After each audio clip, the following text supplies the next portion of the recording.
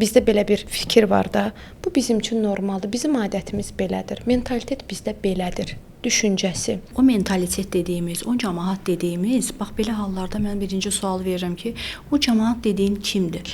Kimi sayacaq? Ailəsini, xalasını, bibisini, qohumlarını, qonşularını, iş yoldaşlarını.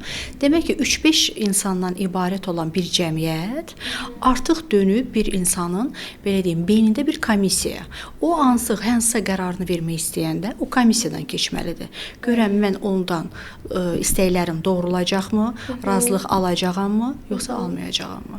Amma yenə də deyirəm, burada şəxsi sərhədlər dediyimiz çox vacib bir məqamdır.